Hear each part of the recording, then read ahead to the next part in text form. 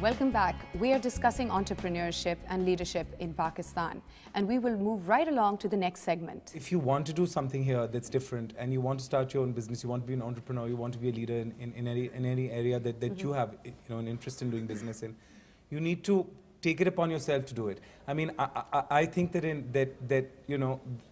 I would look at it a little differently. I mean, if you are living in this country, you want to do something in business, you want to own something, you want to be successful at it, and it's fresh and it's new and it's novel, there are ways of doing it. For example, we have the internet, we have satellite TV, we have cable, we have a lot of ways that people who have some kind of education can expose themselves to. And react to that and imbibe something and do something different. I don't think, for example, a business like mine, which is an entertainment, event management, experiential marketing business, would have done well had people not, young people, for example, had not, logged on to MTV, wherever, or seen something on TV and known what's going on in the rest of the world and then wanted to come to, an event. So that basically helps your business. Yeah, I think, since the time that Gutenberg made the movable press, to the time that radio started, to the time that television became, an international phenomenon, to the internet, satellite TV, the internet, whenever there's been some kind of technological change where knowledge has been able to be dispersed to more people, young people like people sitting here in front of us, that's what inspires people. And I think that talking about Pakistan itself, the Higher Education Commission in particular, all of that is absolutely true. I mean, things over here are abysmal in fact. But that shouldn't stop you, because you're not just connected to Pakistan. I don't see myself as, I could tomorrow, God forbid, if something happens here, I would pick up my skill set and move somewhere else and try and do business there. Not that I would want to, but I think that we have enough access to knowledge and enough access to ideas, if we have some level of education today through technology, to be part of the rest of the world. I think a young entrepreneur should view themselves as somebody like that, rather than somebody who's pulled back by all of this. In fact, most young people that I meet, whether they're starting a bread shop or a coffee shop or a company like mine or a small sort of TV film production unit or whatever it is that people are doing these days, those people are not relying on the government. Great. Can we have any questions from the audience? Is there anyone?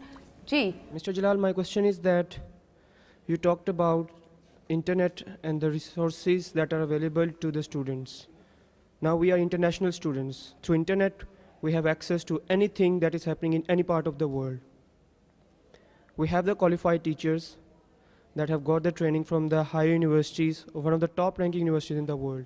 They return back, they train the students, they give them the knowledge, and now once that knowledge is there, but what happens when they appear in their exams?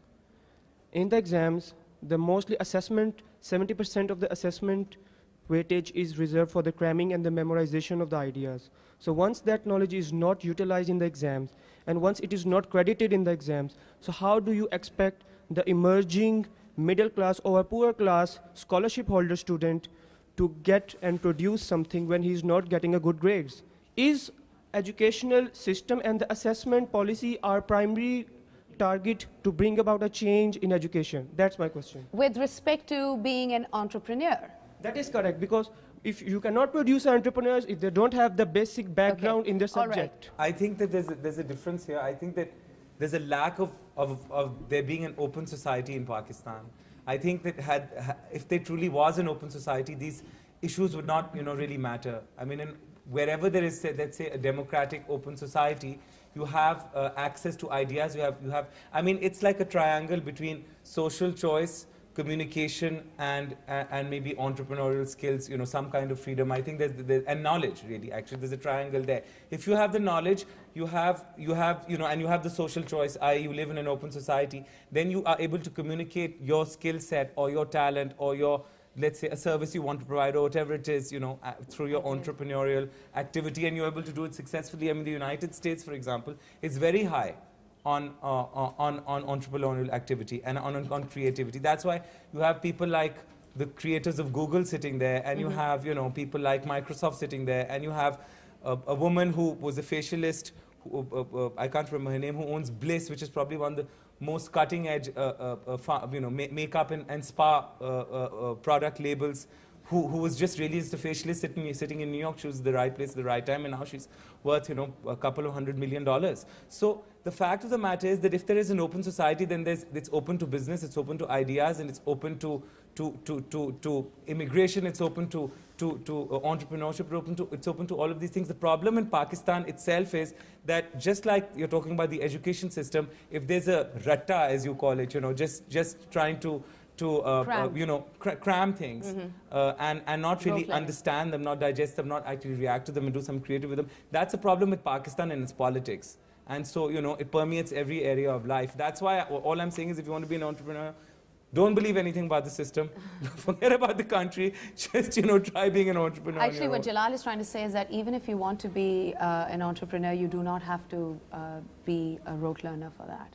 So even if you do not pass the system, or if you feel that there has been some injustice, you can still be an entrepreneur and prove yourself. Thank you very much. We'll be right back after these messages.